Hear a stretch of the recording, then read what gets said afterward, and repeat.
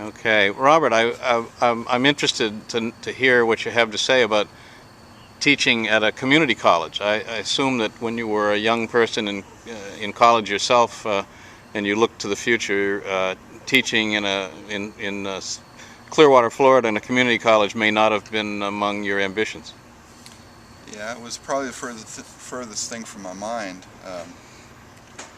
Although when I was at Purdue, a graduate student, there was a period of when I was trying to find which project to work on. I wasn't sure I was going to find one suitable for me, and I did think about teaching physics, even possibly at the high school level, because I met a graduate student there who had been teaching physics in high school.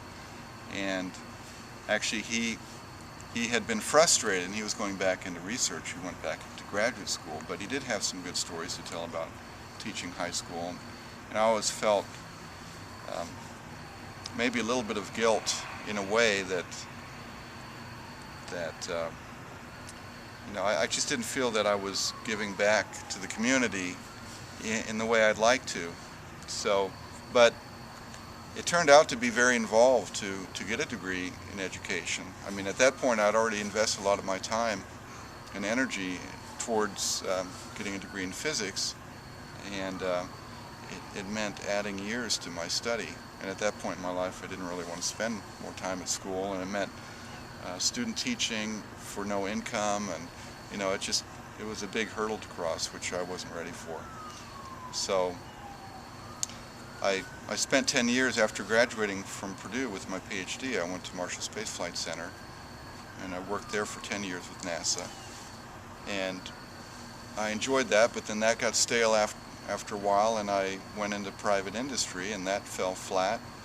And by the time I was working for a while in Houston, Texas, I started thinking again about teaching, and I found an opportunity there to teach in the local community college while I was working at a company there, Proportional Technology, which is a similar company to Constellation. So it's always been kind of there, this kind of neat desire to teach, and actually in a way I was more interested in teaching than the idea of going to a university anymore. I mean, my thinking had changed. The idea of working at a major university primarily as a researcher and then teaching because I had to wasn't as appealing to me as maybe teaching more than doing research. I wonder if, do you find that the students can kind of keep up with you? Well, I think so. I don't know what they would say if you asked them, but I think I do. I try to put a lot of effort. My teaching style is still developing, but it's somewhere between a university lecture and a recitation like I used to give when I was a teaching assistant at Purdue. When I was a teaching assistant, we had engineering students who had physics problem sets that they completed, and then I would work through the problem sets for them. And so they got the lecture, and then they saw a graduate student working problems. I wasn't really lecturing, just doing problems for them. Here I do a bit of both. I lecture and mix it up with a lot of doing problems on the board for them and asking if there's any questions, allowing them. It's a very open classroom. Students can ask questions and we work problems together, so it's more give and take. What do you think the benefit is to you? Well, on many levels. I mean, there is I started more actively pursuing opportunities to teach in this community because for the very the practical reason of, in this economy, having something to fall back on, because the future is very uncertain in my field. So there is that, and I do. The thing I like about teaching here, and I started to feel it when I was in Houston teaching at the community college there, was, it's more clear-cut than my normal work. My normal work can mean weeks or months or even years of working on a problem and not necessarily seeing where I'm getting. And sometimes things come to a dead end, or you lose interest or lose funding and you go in another direction. And sometimes I feel like I'm almost not getting anywhere. Whereas here, I see where I'm going. I'm preparing a lecture. I'm giving a lecture. Hopefully, on a good day anyway, I see students respond to what I'm teaching them, and then there are exams, and I grade the exams, and there are grades to report. It's very. I know what I'm doing, and I feel that I feel that this country is suffering a great deal from. We benefit a lot from technology and science, but most people in this society don't really understand what they're using at all. And we're voting for people who take certain stands on issues, but we don't really know what those issues are. And there's so many things going on now about climate change and energy, and people say things more on the basis of opinion or what they hear on the radio than what they truly understand. And I feel that in a small way I can contribute to that. It kind of leads me to a question about, do you think that students,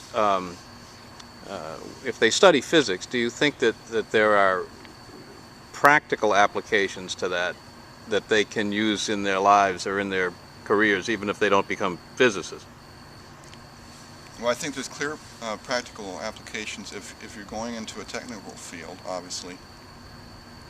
But I think for the average citizen, physics forces you to look at a problem, and it gives you a mindset too. Physicists see in the world problems.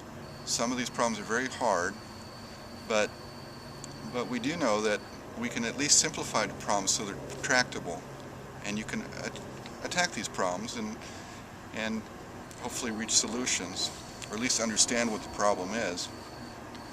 And that kind of thinking can apply to many things. Doesn't have to be physics or engineering. It can be politics. Or, I see it. Most of the students I deal with probably won't use physics in their daily life, but I'd like to think that they'll reflect on things that they do encounter as citizens and employ that way of thinking. The other thing I wonder about is, and I may be wrong in my perception, but if I think of you working in your day job, I think of you working maybe in a certain amount of isolation. Yeah. And when you teach, of course, you are face-to-face with human beings. Mm-hmm. Do you find that to be beneficial to you? Is that true? Yeah. Yeah, it's very true, because in a way I enjoy it. I enjoy working in an isolated situation. But when I'm dealing with other people, I think I enjoy dealing with students who aren't particularly interested in pursuing physics, because, I don't know, I think I'm giving them more than I would give someone, a colleague. With a colleague, it's give and take, and you can come to things together, but the students, I just feel that I'm giving them a lot more than I can give someone else. Mm-hmm. With more of my background. I do some online teaching too for University of Phoenix. Oh. I didn't mention, and I've been doing that actually since coming to Constellation.